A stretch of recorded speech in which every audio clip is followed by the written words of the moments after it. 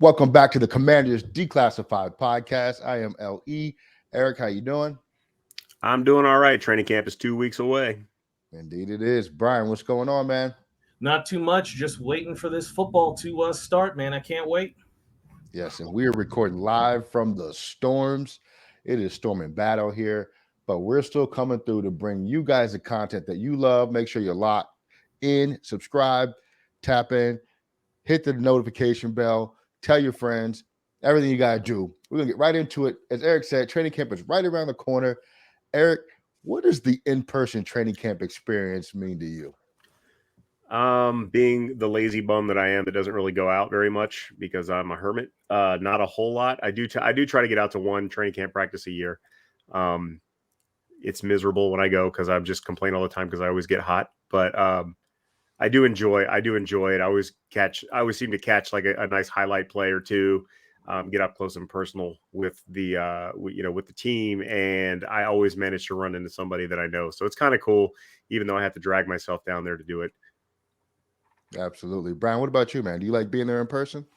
I do, especially at like training camp, right? You're a little bit closer to the action outside of, at a game, you could be high up depending on where your tickets are. With training camp, you're a little bit closer to the action. You can sometimes hear some of the coaches, kind of how they coach the players, what they're talking to them about, those kinds of things. You get a little bit more interaction sometimes at a training camp with the players as well. So, yeah, I do like it. Would I suggest going more than once? Probably not. Like, I think you go one time, you get a good experience. But I think I do enjoy getting to at least one of the training camp practices, every year or every other year. That's really cool. And they do a good job of like integrating kids into the situation down there at training camp. They'll bring someone on the field, all that stuff. Bottom line, if you can get out there, it's in Ashburn this year. I recommend you go to one of them at least to see your favorite team. Eric, in terms of attending live events, training camp, going to a game, or let's say watch it on TV or something like that. What's your preference, man?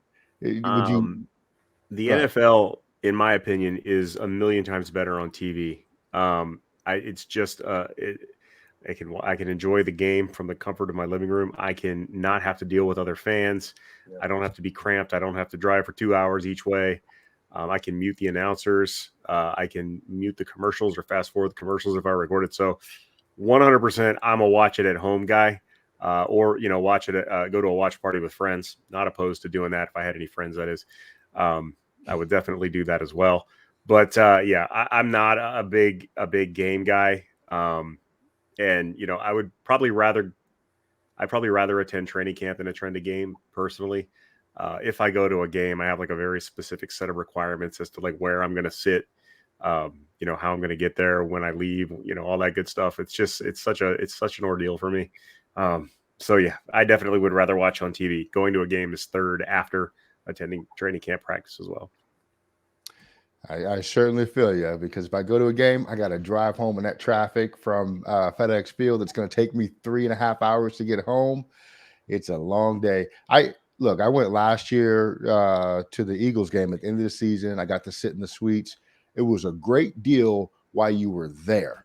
The moment you got to leave that stadium, it's a whole different experience, and it changes everything about what you just experienced in that stadium. So, yeah, I would it's a lot. recommend definitely going to the suites. Definitely, I would recommend. Yeah. That's the way to watch it at the game, just because you can, if you feel like it, you can watch it on TV. If if you want to, you just turn around and watch it. It's right there playing.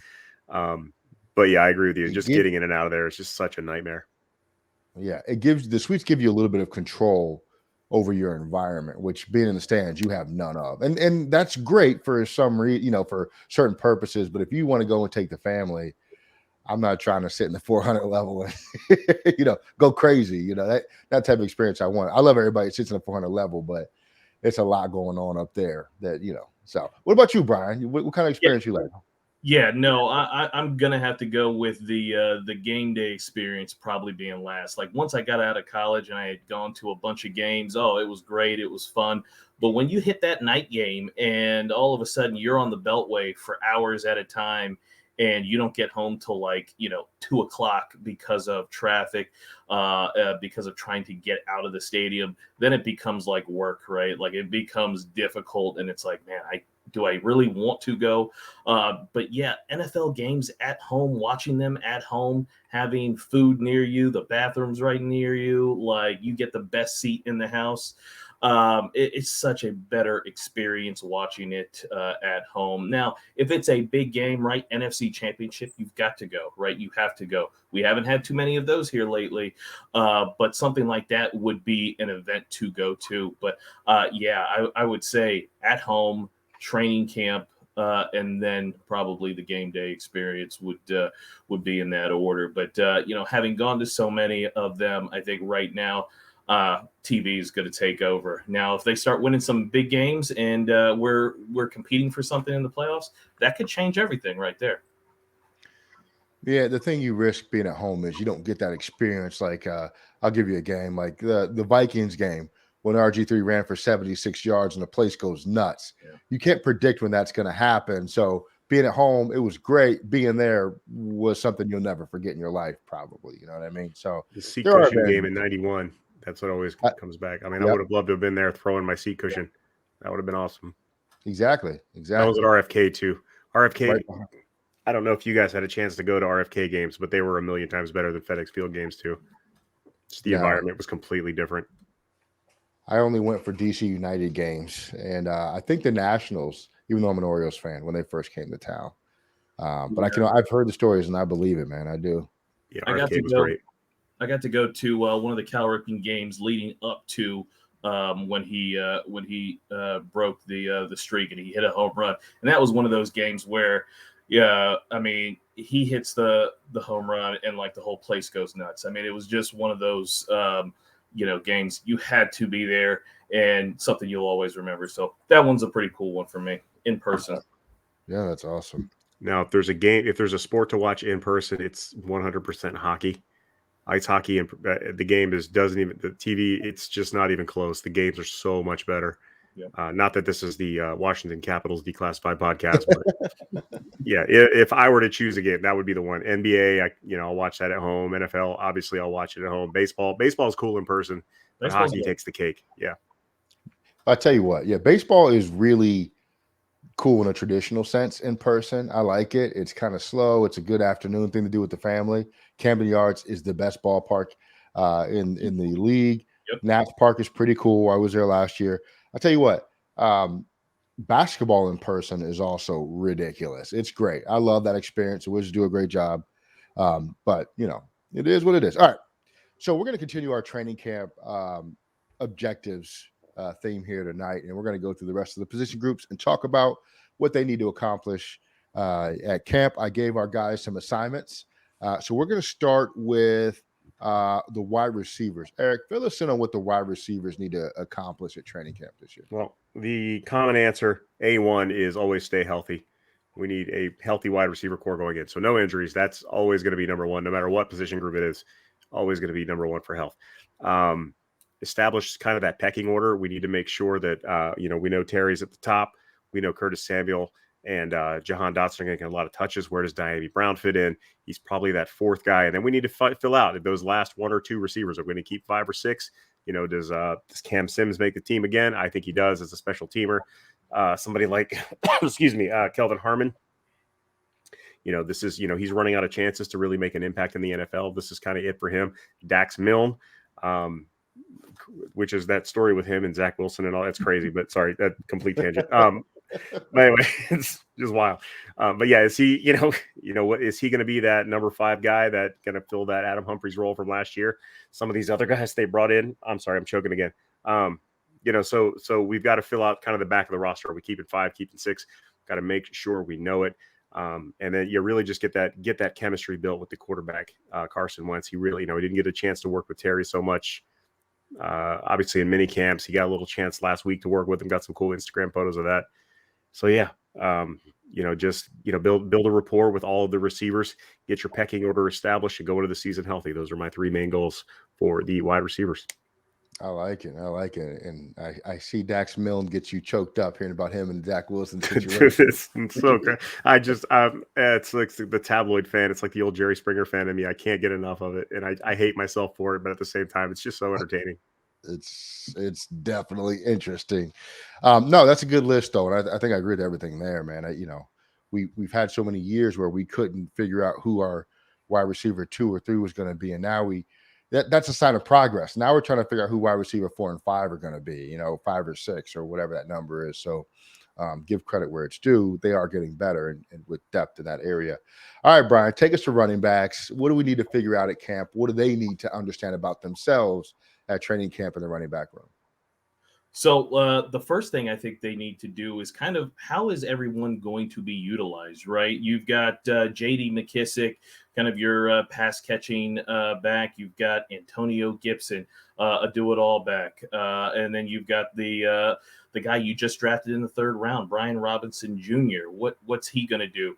And then you have players kind of left over from the roster last year. You've got a Jarrett Patterson who just barely kind of made the roster, barely played any at all. Is there room for him, or is he relegated to the practice squad? You got Jonathan Williams, who was able to get some playing time late in the year due to some injuries, and got a couple of carries late in the year. Like, does he even make it? Is he a practice squad guy? So one, I think, is kind of how are we going to use these guys, right? Brian Robinson, Antonio Gibson is probably, the hot button topic. How are they going to be used? As Brian Robinson is he going to be that in between the tackles pounder? Antonio Gibson, is he going to be kind of that outside runner, sweeps, tosses, maybe catch some screen passes, some other short passes? Is he going to be used more in the passing game? So that'll be big. And then the next thing is, who are we going to keep, right? Like, are we keeping just 3 running backs? Are we keeping 4? Like, what are we going to do, right? Is Jared Patterson going to be that last guy on, or does his spot go away in favor of an additional receiver this year? So those are the 2 main things I think that the running back room, the running back group needs to figure out. Kind of how are we going to use these guys and incorporate them into the offense, and then how many of these guys are we going to keep, heading into this season? Because we actually got some choices now. We've got a pretty decent group, I think, if everyone's healthy, to choose from. Yeah, Jared Patterson is one that's really going to have to prove himself this year at training camp. So I look forward to what he's going to do. He had some opportunities last year. I think you probably would love to have seen a little bit more from him. But I also want to see a lot more of Jonathan Williams. And shout out to Jonathan Williams, friend of the podcast, friend of our social media handle. Really great guy, really great story. I want to see him on the field. I want to see the coaches give him an opportunity to see what he can really do. And he's played well when he's been in there.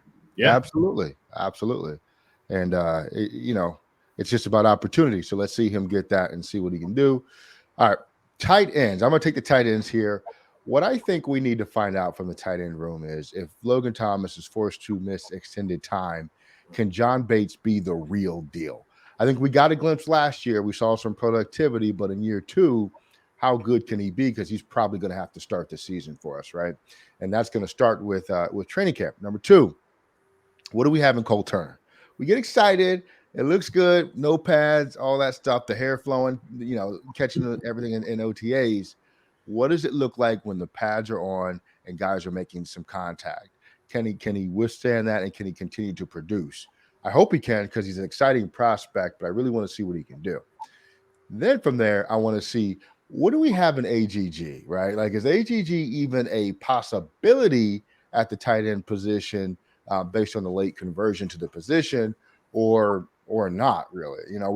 We know his coaches. We've talked to them several times from Liberty. They all speak very highly of him, how smart he is and everything he can do. Is he going to pick this up, right? He put on weight. He worked on his body. So he clearly knew going into the offseason that this was a thing, right?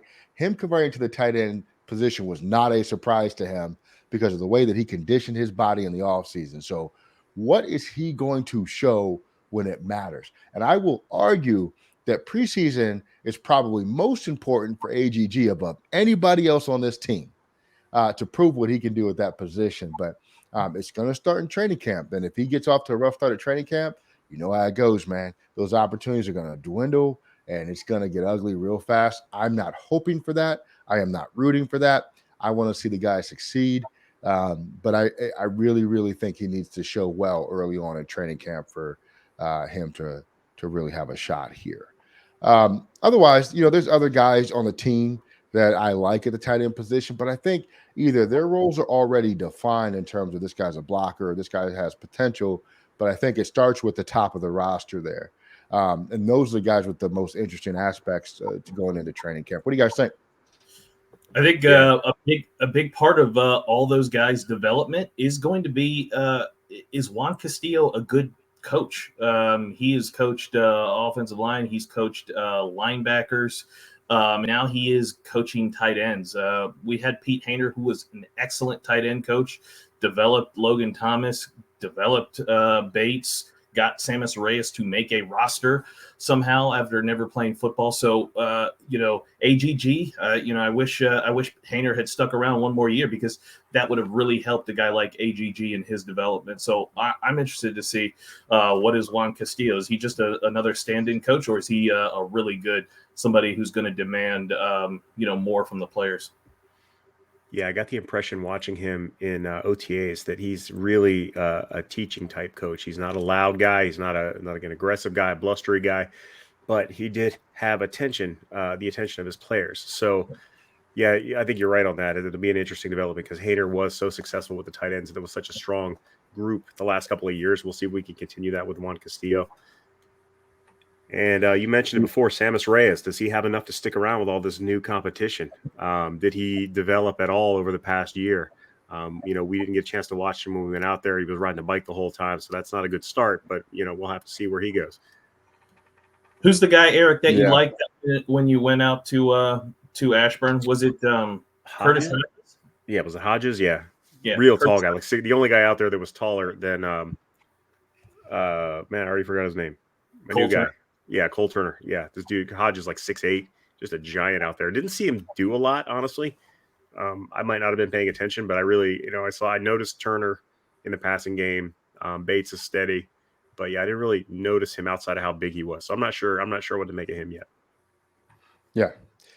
It'll be an interesting camp for Hodges, too. I know Doc Walker was really in that guy's corner. And of course, Doc Walker was a tight end. So, I'm going to listen when he says, hey, look out for this guy.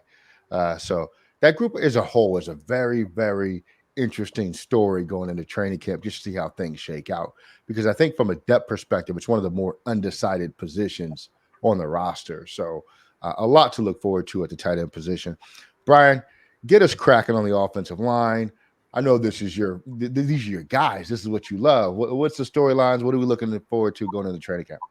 So the biggest storyline heading into training camp in terms of the offensive line really is going to be, is Chase Roulier healthy? Is he going to be ready for the start of training camp, or is he somebody who comes into the middle of it? He got injured, really early last season, and Wes Schweitzer had come in for him. Tyler Larson, Keith Ishmael, all filled in at center because they all got hurt at various points last year. But he is one of the better centers in the NFL. So if we want to have a good season, we need to have him in there. So that'll be big. When is he coming back? Is he going to be ready for the start of camp or not?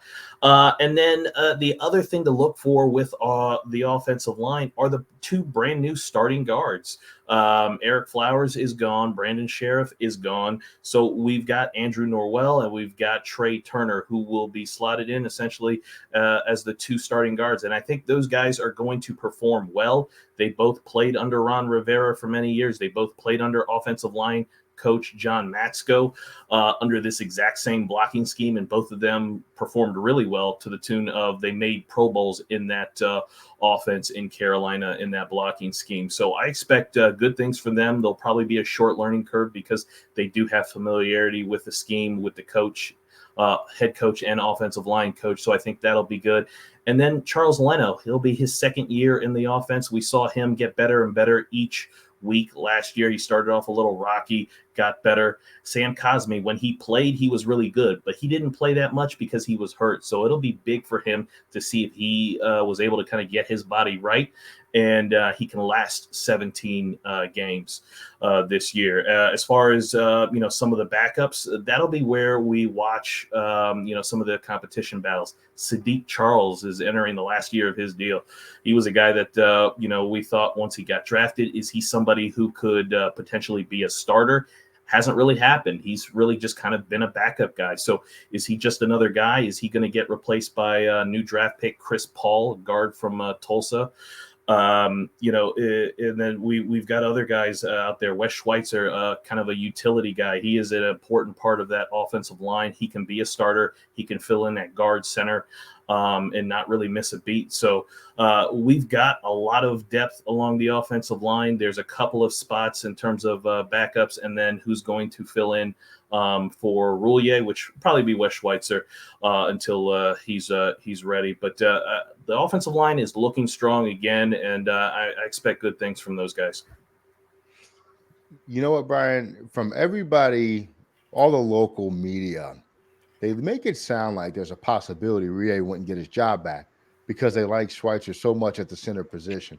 I don't know how real that is. I'm just telling you what I hear from the local reporters. I think I heard that from Logan Paulson. I think I heard it from that Washington Football Talk podcast with JP Finley, maybe Ben Stanley, others, the local primary media guys.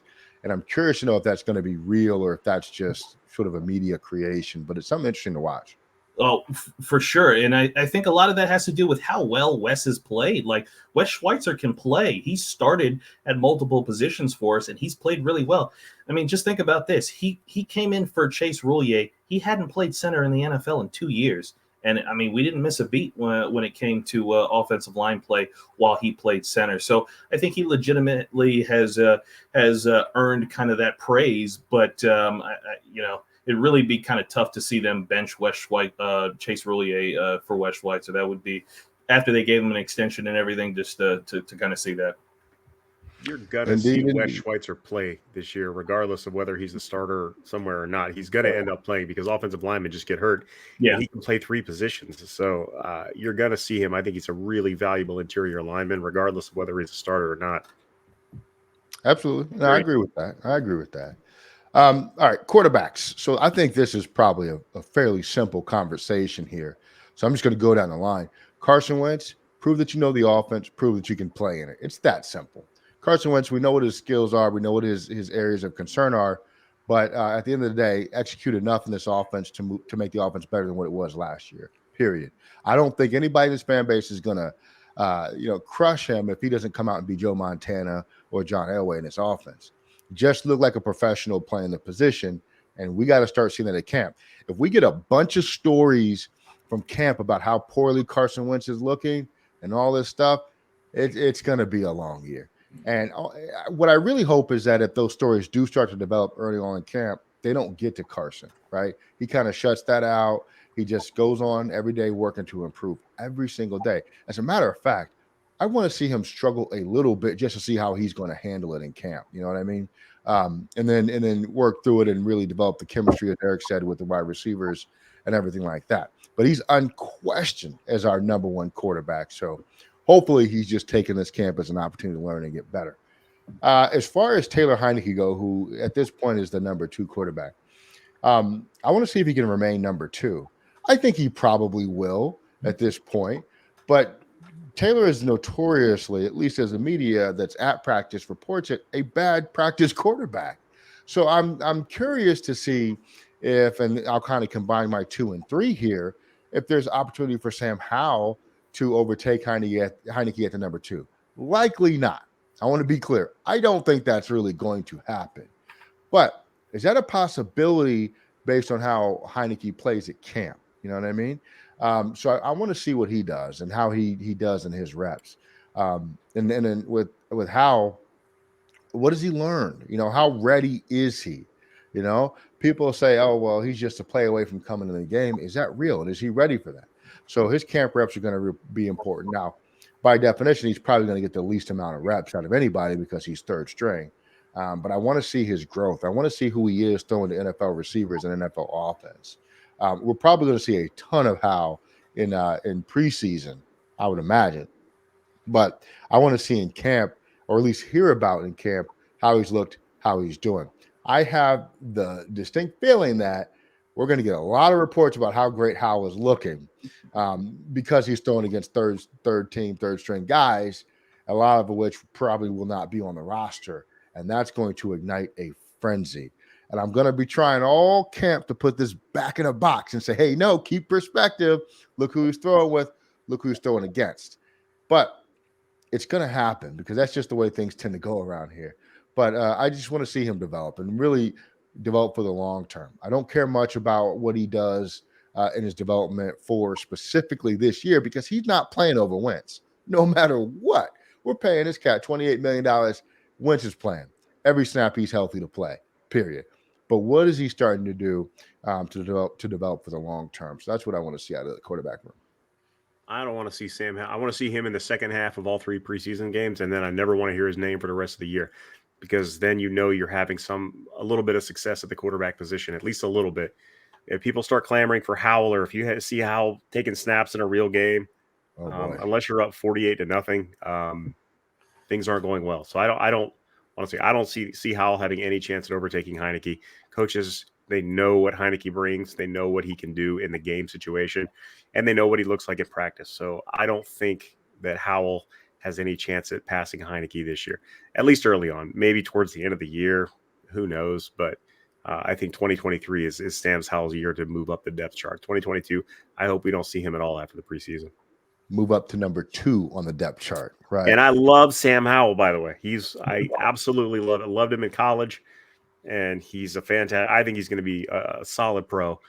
He has a lot of potential. He's got a huge arm for such a little guy, and he's tough as nails. I love the guy. I just don't want to see him this year. How much do you guys want to see Carson play in the preseason? Do you want him playing a lot, or do you want him kind of bubble wrapped for preseason games, 5 snaps and then out? Like, do you want him to get? You just want a handful of plays and then sideline? Yeah, come in, take a deep shot to Terry, hand it off 3 times, and then sit down for the rest of the game. All three preseason games. I'm sure he'll get he'll get a little bit of a run.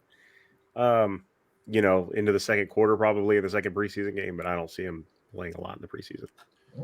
I want to see him run RPO off the edge. No, I'm kidding. I don't even want to see him in the game. I mean, I know he all day.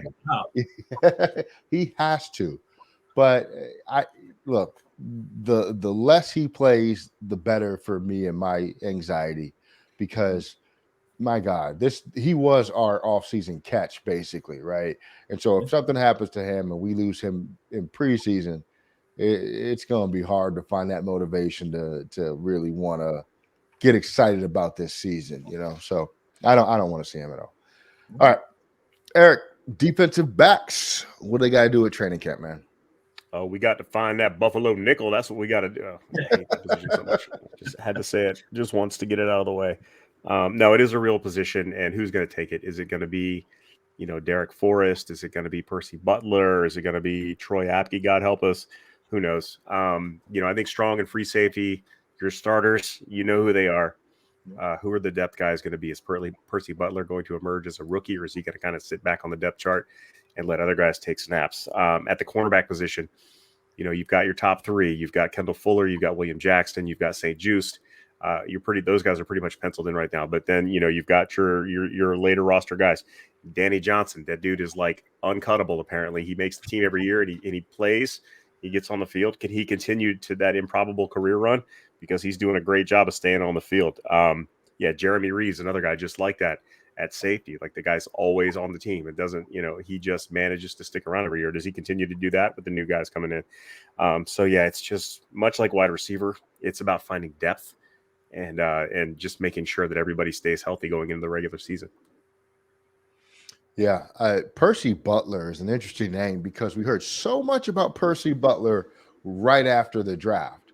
And then if you listen to the local reporters, I know I'm citing them a lot, but they said, hey, Percy Butler's not getting a lot of snaps in OTAs. And they said maybe it's because this and that and the third, but for whatever reason, he wasn't getting a lot of burn according to them. during OTAs. So I want to see if that's different now. I want to see if he has a grasp of what they're trying to do and if he can execute that. Because we kind of had penciled him in based on Ron Rivera's comments as a potential option at free safety, right?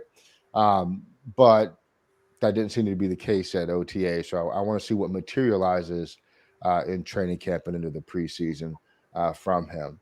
The other thing I will say is, Danny Johnson you're right. He's a guy that finds a way to hang on to the roster. They brought back Troy Apke, but how much does that really mean? Is that guy going to be somebody that's just here as a camp body, or is he going to get cut? Just has he improved at all at anything? Because he's hanging around. What can he contribute? I want to see that from Troy Apke. Yeah, he's got a spot on the team as a special teamer. They love him. I guess they see, they know things that we don't. Well, that and the fact that we don't really have anybody else in the secondary, right? There's only a handful of corners, so it's almost by default that Danny Johnson's probably going to make it. I mean, again, you just talked about it, right? You've got Kendall, William Jackson, St. Juice, and then who? We've got Christian Holmes that we drafted in the 7th round. Can he play in the slot? I know there was a lot of talk about St. Juice playing in the slot, but a 6'3" corner in the slot, really scares me. I don't know how well he'll do there. So, I mean, Danny Johnson, whether or not he deserves to be on the roster, he'll probably make it because we really don't have anybody else unless they sign some other guys out there. I don't know who's going to take the spot from him. Yeah, and for the record, we're not hating on Danny Johnson. I think he played fairly well when he got in the game. It's just, he's kind of been around and hasn't played a ton. And then, so he plays when guys are injured. I want to see him play when guys are healthy too, to see, what he's really got going against some of those first teamers. So I like Danny Johnson though. What about special teams guys? Like, Tressway, Eric, anything we need to see from Tressway, or is he so solid it doesn't even really matter? He doesn't. Yeah, he's a lock. I mean, stay healthy, get on the field, keep him in bubble wrap. Just go for it every 4th down, hand it off to Brian Robinson Jr. We'll run a quarterback sneak like the Giants did last year. That's all we got to do. That's right. Yeah, I'm curious. How does Joey Sly? What does he do? Does he turn into a reliable kicker? We got a relatively small sample size last year, but he did play well. Can he keep that going? Can he turn into that dude that we need? And of course, our long snapper, the cheese man, get better because he got off to a shaky start last year, I thought, but he ended up being pretty good towards the end of the season. Not a lot of bad snaps. They got a lot faster. It seemed like there wasn't as much of a miscommunication. I don't know if you guys remember, Tress had some trouble catching punts or getting punts off in time. It was just a little bit off the whole thing. And that, also, could have very well led to the kicking problems with Dustin Hopkins last year, just the timing not being right. And that all starts with the snap. So Cheeseman has to improve, but I think he will. He's got one job in the NFL. I mean, that's all he does. So he has to improve, right? You would think. You would think. Who's the punt returner, kick returner with Carter gone? Danny Johnson. What? Oh, no, really? I think you got Alex Eric. Well, Johnson's done it before. He's returned kicks at least. Alex Erickson, they brought in the wide receiver. He's going to get some run. They've been talking about Jahan Dotson. They better not put his ass back there. Pardon my French. But yeah, we've been talking about Jahan Dotson maybe returning kicks. There's some options in the punt return game, but that's that might be where Danny Johnson can hang on because he's got experience doing it.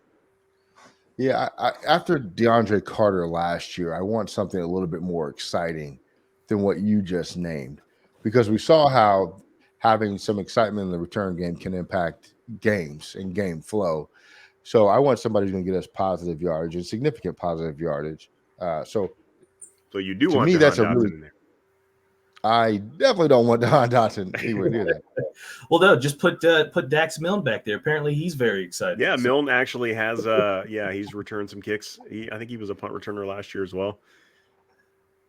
Yeah, so sure, I could see it. I could see it. I also wouldn't. Mr. Steal Your Girl. I don't know, man. Like I want to see it. The battle take place in camp because I think there are some options out there to fill that position. But I feel like there was somebody else they signed too that we're not remembering. But I always love to see special teams in preseason, just because it's a chance for somebody to make the team, to make their dreams come true. So I'm excited about that. Ellie, like you said, like those types of position battles, those are good when you go to training camp and you're watching like guys take some of these punt returns to see, oh wait, who's got some moves, who's able to actually be exciting kind of returning and you can kind of see some of those things when you do go to training camp. You see some of those position battles. Absolutely. Question for you guys, Eric. If they said, "All right, Eric, we're signing you. You're going to return a kick or you can return a punt," which one are you doing? I will fair catch a punt. I don't think you can Nah. fair catch a kickoff. So they're going to kick it to the 2-yard line and I'll just fall down. Oh, I'm not allowed to fair catch?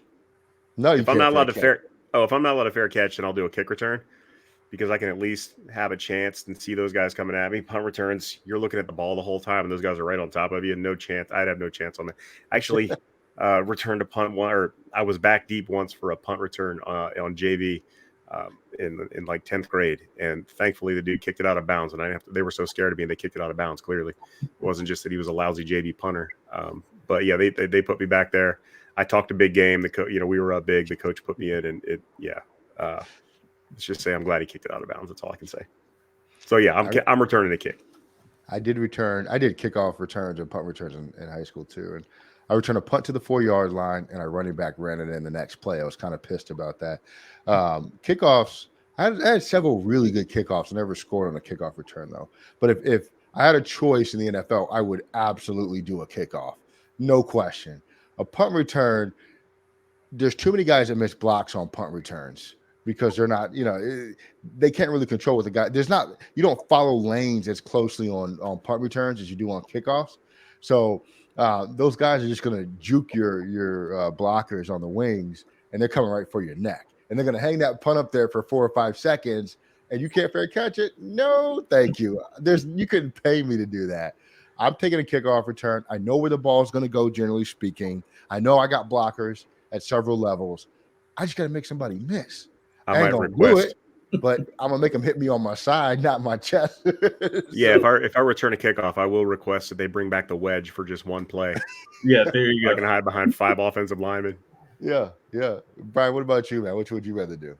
Well, neither of those. I was a defensive end, so I had a better opportunity to try to block the kick than I would try to return it. Like if I had to return it, it would be about a half a yard. I would not be able to get anywhere before the coverage would get to me. So I would elect to be on the line somewhere so I can try to block. No. You can't do that. Yeah. You have to do one. Return a punt, return a kick. I've never even returned a punt before, so there's no way. There's no way that would even be a possibility for me. So, yeah, fair catching that all the way. That's not going to work. Not going to work at all. I got one more. And my second thing, I would need them to bring the ambulance on the field right away, because if one of those dudes hit me, I'm sure at this point my body would disintegrate. So I would need the ambulance on the field and ready and waiting for me. Yeah, I got one more for you before we finish up our training camp conversation. Eric, would you rather take one handoff up the middle or catch a slant route? I would catch a slant route because I did play running back like very early in my high school career, but I was a wide receiver on varsity, so I think I feel more comfortable catching a slant route because I know how to protect myself on those. Even though I would get killed regardless, I could at least I still remember how to ball up on a slant route, or I know how to take the sliding catch to the knee. Like I still remember how to do that. The I don't know if the muscle memory's there, but the brain can tell me to do it. Taking a handoff. I mean, the last time I took a handoff, I was playing against like 140-pound defensive tackles, so that's not. I can't really do anything about that. So I would take my chances on a slant route.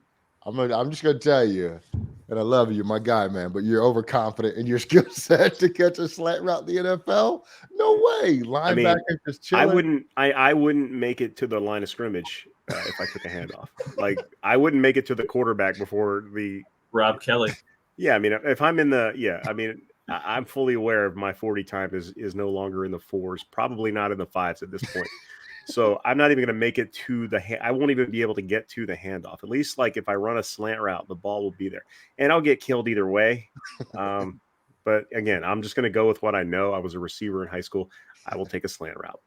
If you're watching, comment what you would rather do. Me personally, I'm taking a handoff and I'm going to run right behind my center. I'm going to get right behind my center. I'm going to get right behind my tackle's back, and I'm just going to let them hit me from the side, wrap me up, and take me down. I'm not going to try to hit the hole. You're I'm going to not get going through the clowny. hole. It's okay. It's okay because I'm going to be right behind my. He's got to take us both down.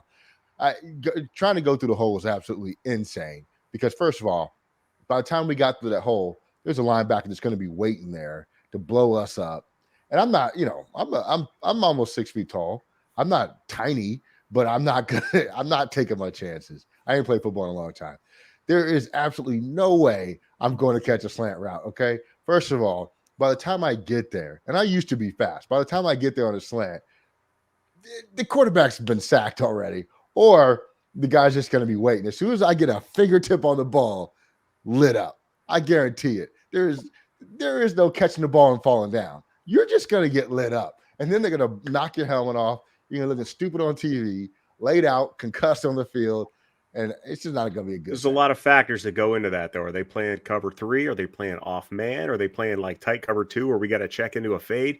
Like there's a lot of variables there. I just feel comfortable They're playing knowing what I know about playing Jack wide receiver. I don't know anything about playing running back other than I saw that kid get his head knocked off by Jadeveon Clowney in college. I don't want any part of that. It doesn't matter what they're playing. They're going to light us up. I promise you. These guys are such supreme athletes. Brian, slant or head off up the middle? Oh, I'm going slant because I want to play our defense and Jack Del Rio's soft zone cover. So I'm going with that because Cole Holcomb's not going to hit you, right? Yeah, exactly.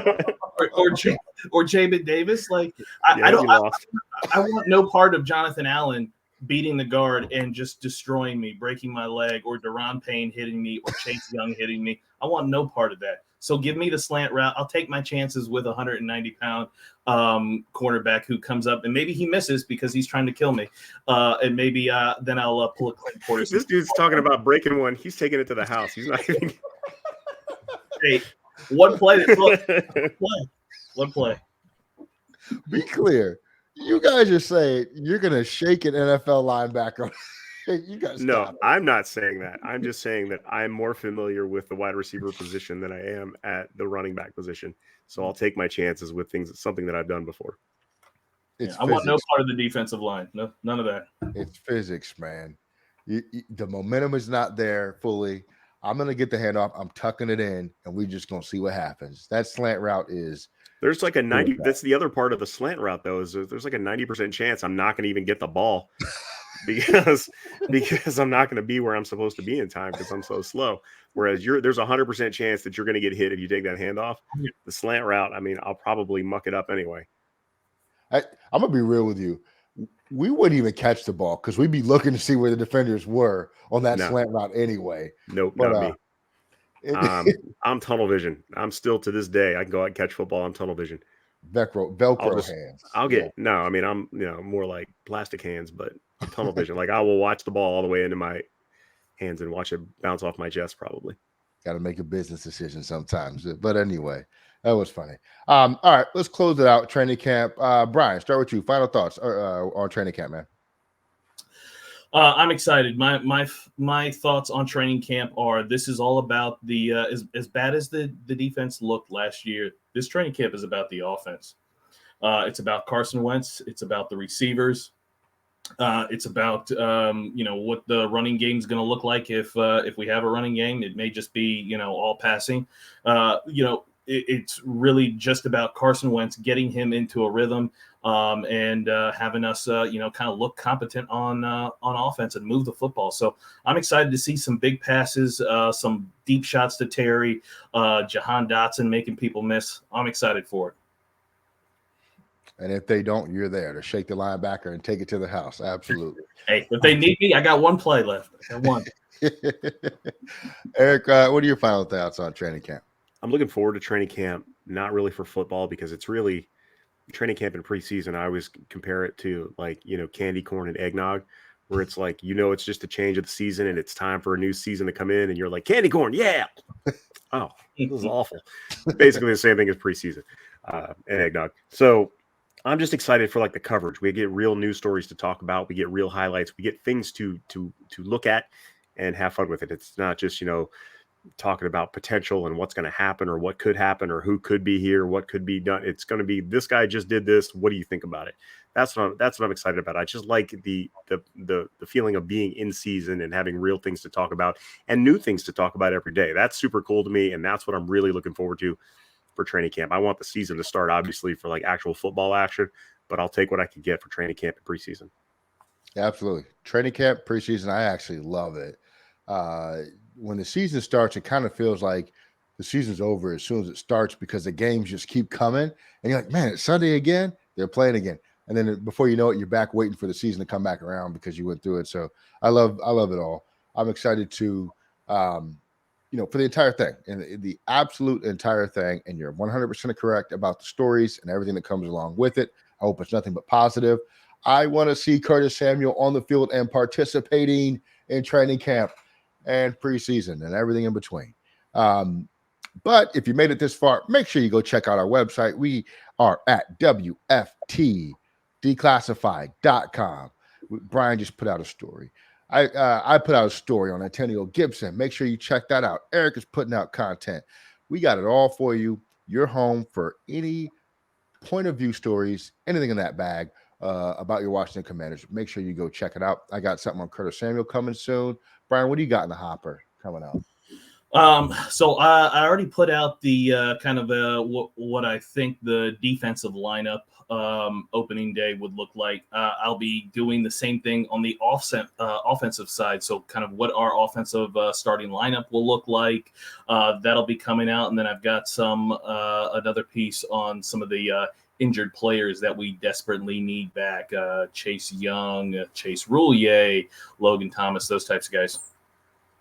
Absolutely. Eric, you got anything you're working on? Yeah, I'm going to do some preseason fluff. I was interested in I like to try to predict who the preseason Marcus Mason, Marco Mitchell guy is. So I'm going to kind of go through that, and we're gonna have some fun just kind of picking that out. So I'll have that out probably this week. And as we get closer to training camp, I may update it a little bit. It's a fun. I used to call it the Marquis, the Marcus Mason, Marco Mitchell preseason hero award. So we'll go through all 3 preseason games and training camp. We'll see who the fan favorite is and who's the most likely to be that breakout guy who we never see in an NFL game. So that'll be fun. So yeah, we'll talk through that, and I'm open to suggestions. Anybody can hit me up. Based off headlines, it's Dax Milne right now. He's well, somebody hit him up. Anyway, check out all the content. It's out there or it's on the way. Subscribe, hit the notification bell on YouTube. Audio, go out to your favorite audio platform. You can just go to Linktree, WFT Declassified. We're on Linktree. All of our links are there. Thank you again for riding with us. The season is almost here. We're going to have games to talk about, people. Games. But no, thank you for hanging out with us. We appreciate you. Have a great day, morning, evening, afternoon, whatever you're doing. Thanks for rocking with us. Have a good one. We are out of here.